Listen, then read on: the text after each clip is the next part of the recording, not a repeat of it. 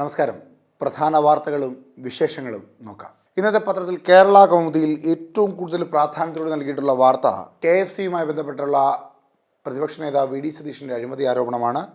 അംബാനിയുടെ പൂട്ടുപൊട്ടിയ കമ്പനിയിൽ നിക്ഷേപം, KFCക്ക് നഷ്ടം 101 കോടി.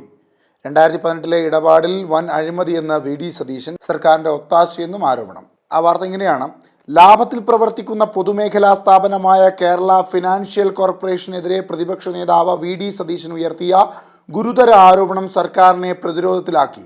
അനിൽ അംബാനിയുടെ കമ്പനി മുങ്ങിത്താഴ്ന്നറിഞ്ഞിട്ടും 2018 60.80 കോടി നിക്ഷേപിച്ചെന്നും പലിശ സഹിതം 101 കോടി രൂപ നഷ്ടപ്പെട്ടെന്നുമാണ് സതീശൻ പത്രസമ്മേളനത്തിൽ ആരോപിച്ചത്. ഡയറക്ടർ ബോർഡിൽ ചർച്ച ചെയ്യാതെയാണ് റിലയൻസ് കൊമേഴ്ഷ്യൽ ഫിനാൻസ് ലിമിറ്റഡിൽ RCFL അവിടെ നിക്ഷേപിച്ചത്. ഇക്കാര്യം വാർഷിക റിപ്പോർട്ടിൽ മറച്ചുവെച്ചു.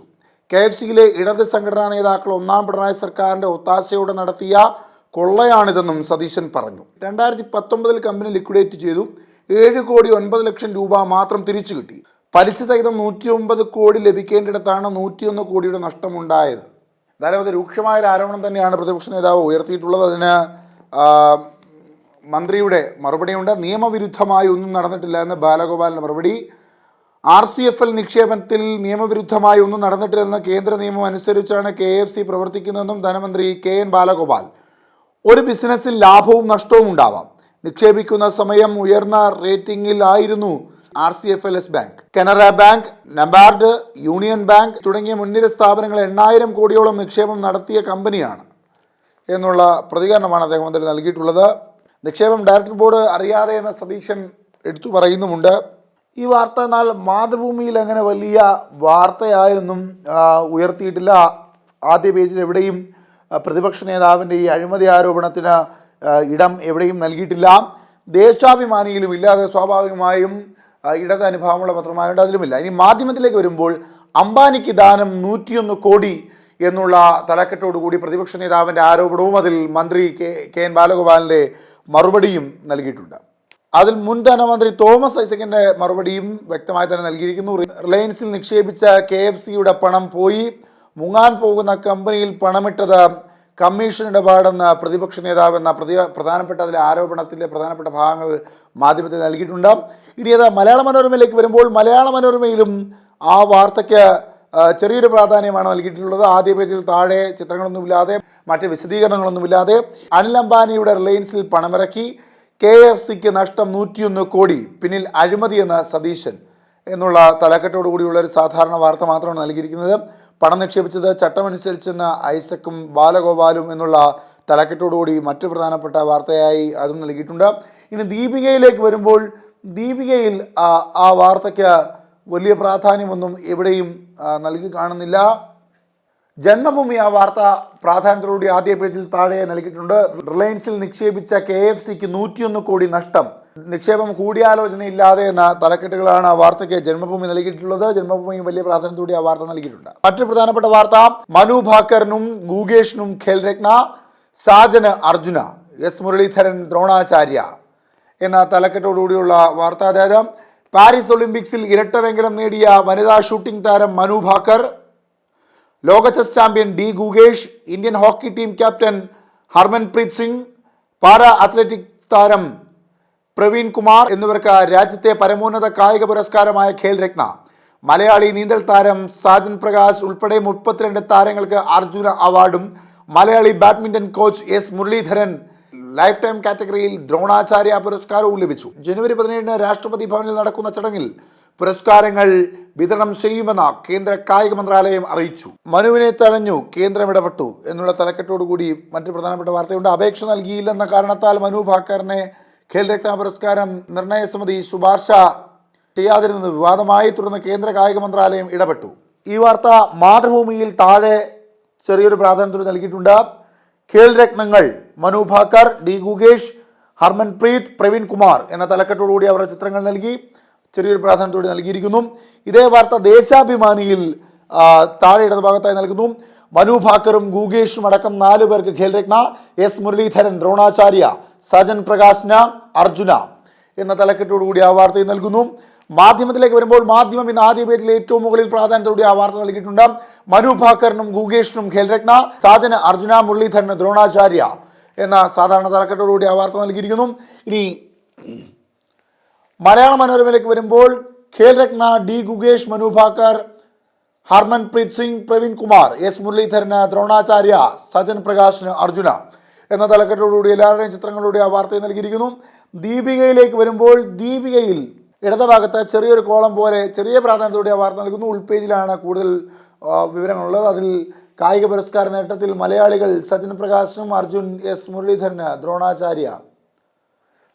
ആ മലയാളികളുടെ 2 ചിത്രങ്ങൾ ആദ്യ പേജിൽ നൽകിയിരിക്കുന്നു. ഉൾപേജിലാണ് കൂടുതൽ വാർത്തകളുള്ളത്. ജന്മഭൂമിയിലേക്ക് വരുമ്പോൾ ഡി ഗുഗേഷിന് ഖേൽരത്ന, സാജൻ പ്രകാശ്, അർജുൻ, എസ് മുരളീധരൻ, ദ്രോണാചാര്യ എന്ന തലക്കെട്ടുകൾ 4 പേരുടെ ചിത്രങ്ങൾ മാത്രം നൽകിയിരിക്കുന്നു. മറ്റു വിവരങ്ങളൊന്നുമില്ല. വിശദമായ വാർത്ത അതിൽ നൽകിയിട്ടുണ്ട്. വാർത്തയ്ക്കുള്ളിലായിരിക്കണം മറ്റുള്ളവരുടെ പേരുകൾ. മറ്റൊരു പ്രധാനപ്പെട്ട വാർത്തയായി നൽകിയിട്ടുള്ളത് ചങ്ങനാശ്ശേരി പെരുന്ന NSS ആസ്ഥാനത്ത് നടന്ന മന്നം ജയന്തി സമ്മേളനം മുൻ പ്രതിപക്ഷ നേതാവ് രമേശ് ചെന്നിത്തല ഉദ്ഘാടനം ചെയ്യുന്നു. എക്സിക്യൂട്ടീവ് കൗൺസിൽ അംഗം Harikumar Koyikkal, general secretary Sukumaran Nair, president doctor M Sasikumar, advocate K Francis George, treasurer NV Ayyappanpillai, മന്ത്രി KB Ganesh Kumar, vice president M Sangeeth Kumar തുടങ്ങിയവർ സമീപം. ആ ചിത്രമുണ്ട്. ചിത്രത്തിന്റെ താഴെയായി വാർത്ത വിശദീകരിച്ച് നൽകുന്നു. പെരുന്നയിൽ പെരുമയോടെ മന്നം ജയന്തി ആഘോഷം. സമുദായ ആചാര്യന്മാർ എന്ന പത്മനാഭന്റെ സ്മരണകൾ അലയടിച്ച അന്തരീക്ഷത്തിൽ പെരുന്നയിലേക്ക് കേരളത്തിന്റെ പരിച്ഛേദം ഒഴുകിയെത്തി. NSSന്റെ ശക്തിയും നിലപാടും അറിയിച്ച മന്നം ജയന്തി സമ്മേളനം ജനപങ്കാളിത്തം കൊണ്ട് ശ്രദ്ധേയമായി. രാവിലെ മുതൽ പെരുന്നയിലെ NSS ആസ്ഥാനത്തേക്ക് സമുദായാംഗങ്ങളുടെയും രാഷ്ട്രീയ, സാമൂഹിക, സാംസ്കാരിക മേഖലയിലെ പ്രമുഖരുടെയും നീണ്ട നിരയായിരുന്നു. മണിക്കൂറുകൾ നീണ്ട പുഷ്പാർച്ചനയിൽ ആയിരങ്ങൾ പങ്കെടുത്തു. തുടർന്ന് നടന്ന സമ്മേളനത്തിൽ മന്നത്തിന്റെ സാമൂഹ്യ ഇടപാടുകൾ വിവരിച്ച general secretary G Sukumaran Nair shirt ധരിച്ചു ക്ഷേത്രത്തിൽ കയറുന്നത് സംബന്ധിച്ച സംഘടനയുടെ നിലപാടും വ്യക്തമാക്കി. ഉദ്ഘാടകനായ മുൻ പ്രതിപക്ഷ നേതാവ് രമേശ് ചെന്നിത്തലയ്ക്ക് NSS നൽകുന്ന പ്രാമുഖ്യം വെളിവാക്കുന്നതായിരുന്നു ജനറൽ സെക്രട്ടറിയുടെ വാക്കുകൾ. NSS നേതൃത്വത്തിൽ പുകഴ്ത്തിയ ചെന്നിത്തല ചടങ്ങിൽ പങ്കെടുക്കാൻ കഴിഞ്ഞതിലും അഭിമാനവും പങ്കുവച്ചു. സാമൂഹ്യ പരിഷ്കർത്താവ് എന്ന നിലയിൽ മന്നം രാജ്യത്തിന് നൽകിയ സംഭാവന എടുത്തു പറഞ്ഞ ചെന്നിത്തല വൈക്കം സത്യാഗ്രഹത്തിന് ശ്രീനാരായണ ഗുരുവും TK മാധവനും വഹിച്ച പങ്ക് അനുസ്മരിച്ചു. ഇതേ വാർത്ത മാതൃഭൂമിയിൽ നൽകിയിരിക്കുന്നു. മാതൃഭൂമിയിൽ നായക ചിരി എന്ന തലക്കെട്ടാണ് ആ ചിത്രത്തിന് നൽകിയിട്ടുള്ളത്. ആചാരം പാലിക്കാൻ അവകാശമുണ്ടെന്ന G സുകുമാരൻ നായർ, ഷട്ടൂരി ക്ഷേത്രത്തിൽ പ്രവേശനം എന്ന 2 തലക്കെട്ടോടു കൂടിയാണ് വാർത്തകൾ വിശദമായി നൽകിയിട്ടുള്ളത്. ദേശാഭിമാനി ആ വാർത്ത നൽകിയിട്ടില്ല. മാധ്യമത്തിലും ആ വാർത്തയ്ക്ക് വലിയ പ്രാധാന്യമൊന്നും നൽകിയിട്ടില്ല. എന്നാൽ ആചാരത്തിൻ്റെ ഭാഗം തിരുത്താനാകില്ല G സുകുമാരൻ നായർ. ഉടുപ്പ് ഊരണമെന്ന രീതി മാറണം സ്വാമി സച്ചിദാനന്ദൻ. ഈ ക്ഷേത്രപ്രവേശനത്തിൽ കുപ്പായം ഊരണോ എന്നുള്ള കാര്യത്തിൽ 2 പേരുടെ അഭിപ്രായങ്ങൾ, അതിലൊന്ന് NSS യോഗത്തിൽ പറഞ്ഞ അഭിപ്രായം. ആ 2 അഭിപ്രായങ്ങൾ മാത്രം മാധ്യമത്തിൽ നൽകിയിട്ടുണ്ട്. അതിൻ്റെ കൂടെ മറ്റൊരു വാർത്തയാണ്, അതായത് കൂട്ടിക്കിഴിച്ച കുപ്പായ തർക്കം എന്ന തലക്കെട്ടോടുകൂടി ക്ഷേത്രങ്ങളിൽ പ്രവേശിക്കുമ്പോൾ കുപ്പായം ധരിക്കണമെന്ന വാദങ്ങൾ അങ്ങോട്ടും ഇങ്ങോട്ടും ഉയർത്തുന്ന വാർത്തയാണ് മാധ്യമത്തിൽ അവിടെ നൽകിയിട്ടുള്ളത്. ഇനി മലയാള മനോരമയിലേക്ക് വരുമ്പോൾ ആചാരങ്ങൾ മാറ്റാൻ ആർക്കും അധികാരമില്ല NSS എന്ന തലക്കെട്ടോടുകൂടി ആ വാർത്തയ്ക്ക് വലിയ പ്രാധാന്യം ആദ്യ പേജിൽ മുകളിൽ തന്നെ വലിയ പ്രാധാന്യത്തോട് നൽകിയിരിക്കുന്നു. അവിടെ രമേശ് ചെന്നിത്തലയും സുകുമാരൻ നായരും ഒരുമിച്ചിരുന്ന് ചർച്ച ചെയ്യുന്ന ചിത്രം നൽകിയിരിക്കുന്നു. ദീപികയിൽ ആ വാർത്ത ഏറ്റവും താഴെ എന്നാൽ വലിയ പ്രാധാന്യത്തോടെ നൽകിയിരിക്കുന്നു. ക്ഷേത്രത്തിൽ ഉടുപ്പ് ധരിച്ച് പ്രവേശനം, മുഖ്യമന്ത്രിയുടെ പ്രസ്താവനയ്ക്കെതിരെ G സുകുമാരൻ നായർ. ആചാരാനുഷ്ഠാനങ്ങൾ സർക്കാരിന് തിരുത്താനാവുന്നതല്ല എന്നുള്ളതാണ് ആ വാർത്തയുടെ തലക്കെട്ടായി നൽകിയിട്ടുള്ളത്. അവിടെ രമേശ് ചെന്നിത്തലയെ അന്വേഷിച്ചുകൊണ്ട് വരുന്ന ചിത്രം അതിനോടൊപ്പം നൽകിയിരിക്കുന്നു. ജന്മഭൂമിയിലേക്ക് വരുമ്പോൾ ഹിന്ദു ആചാരങ്ങളിൽ സർക്കാർ എന്തിന് കൈകടത്തുന്നു NSS എന്ന തലക്കെട്ടോടു കൂടിയാണ് ആ വാർത്ത നൽകിയിട്ടുള്ളത്. ആ വാർത്തയ്ക്ക് വലിയ പ്രാധാന്യമാണ് നൽകിയിട്ടുള്ളത്.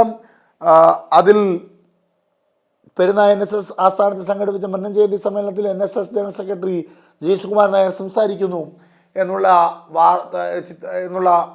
ചിത്രമാണ് നൽകിയിട്ടുള്ളത്. അതിൽ വേദിയിലിരിക്കുന്ന ആരുടെയും ചിത്രങ്ങളില്ല, എല്ലാവരുടെയും പിന്നാമ്പുറത്തു നിന്നുള്ള ഒരു കാഴ്ച മാത്രമാണ് അതിൽ നൽകിയിട്ടുള്ളത്. അതിൽ രമേശ് ചെന്നിത്തലയെ പറ്റിയൊന്നും തന്നെ ചിത്രത്തിൽ പറയുന്നില്ല.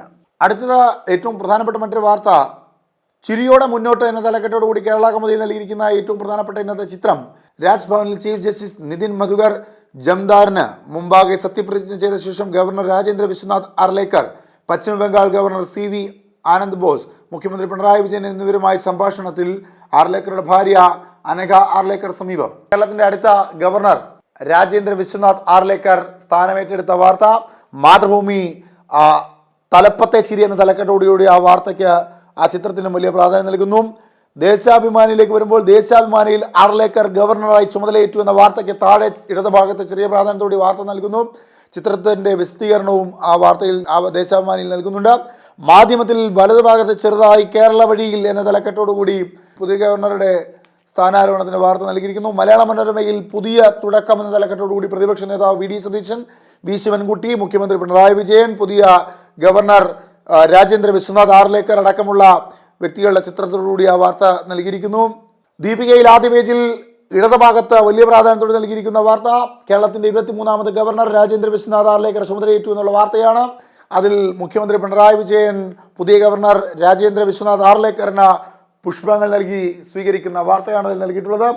ജന്മഭൂമിയിൽ ഇടതുഭാഗത്ത് ചെറിയ പ്രാധാന്യത്തോടെ കേരള ഗവർണർ രാജേന്ദ്ര വിശ്വനാഥ് ആർലേക്കർ ചുമതലയേറ്റു എന്ന തലക്കെട്ടോടുകൂടി ആ വാർത്ത നൽകിയിട്ടുണ്ട്.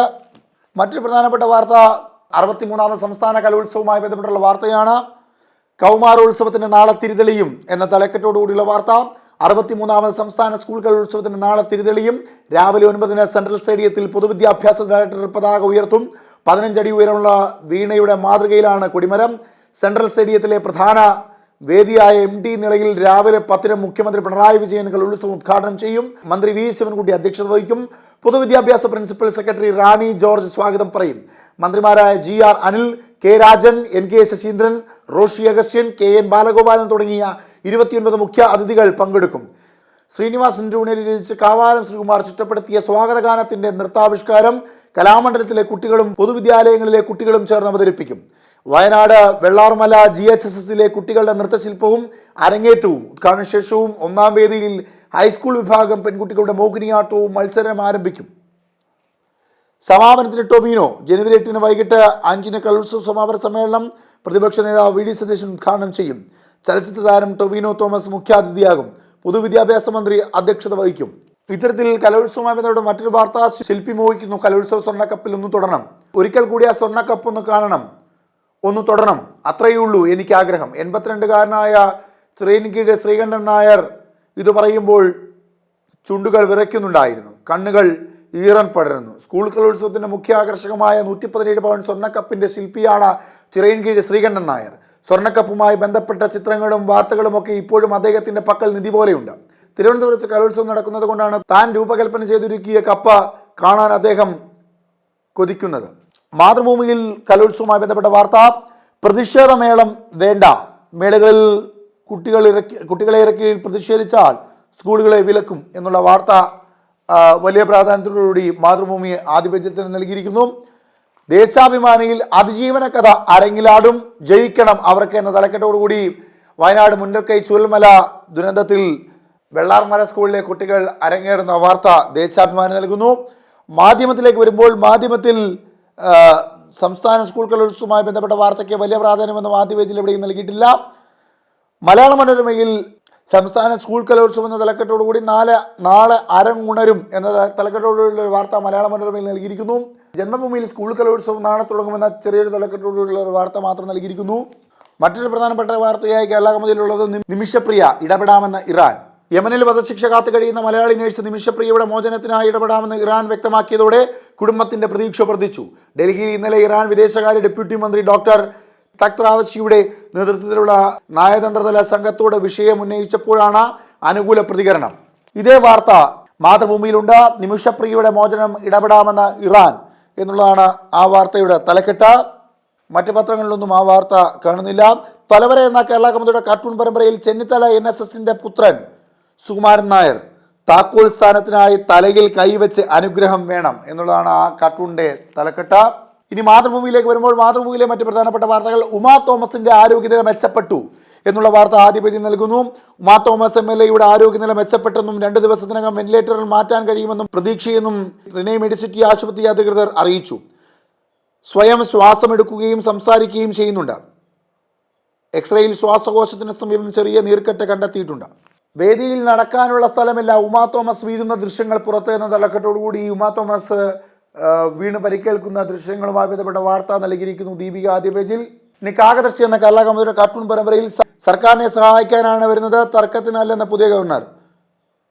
Your dal will be cooked here എന്നുള്ളതാണ് കാർട്ടൂണിന്റെ തലക്കെട്ട്. ഇനി ദേശാഭിമാനിയിലെ മറ്റ് പ്രധാനപ്പെട്ട വാർത്തകൾ. ദേശാഭിമാനി ഇന്ന് വളരെ പ്രാധാന്യത്തോടെ നൽകിയിട്ടുള്ളത് സതീശിനും RSSനും ഒരേ സ്വരം, കോൺഗ്രസിൽ എതിർപ്പ്. ശ്രീനാരായണ ഗുരുവിനെ ചാതുർവർണ്ണയത്തിലധിഷ്ഠിതമായ സനാതന ധർമ്മത്തിന്റെ വക്താവാക്കുന്ന സംഘപരിവാറിന്റെ അതേ അഭിപ്രായം പരസ്യമായി പങ്കുവച്ച് പ്രതിപക്ഷ നേതാവ് VD സതീശിനെതിരെ കോൺഗ്രസ് എതിർപക്ഷം ശക്തം.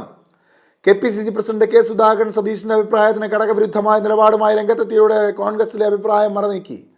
സനാതനധർമ്മം ഇന്ത്യയുടെ പാരമ്പര്യമാണ്, രാജ്യത്തിന്റെ സംസ്കാരം സനാതനധർമ്മത്തെ അടിസ്ഥാനമാക്കിയുള്ളതാണ് എന്ന് മോഹൻ ഭഗവത് പറയുന്നു. സനാതനധർമ്മം രാജ്യത്തെ മുഴുവൻ ആളുകളുടെയും പാരമ്പര്യം, അത് ചാതുർവർണ്ണയത്തിന്റെ ഭാഗമല്ല. VD സതീശൻ സനാതനധർമ്മം ചാതുർവർണ്ണയവും അതുമായി ഗുരുവിനെ കൂട്ടിക്കെട്ടാൻ അനുവദിക്കില്ല എന്നുള്ളത് K സുധാകരൻ്റെ അഭിപ്രായം. അങ്ങനെ 3 പേരുടെ അഭിപ്രായങ്ങൾ പറയുന്നു. മോഹൻ ഭാഗവതർ നിർത്തി പാടുകുട്ടി എന്നാലല്ലേ ഭാവം വരൂ എന്നുള്ളതാണ് ആ കാർട്ടൂണിൻ്റെ തലക്കെട്ട്.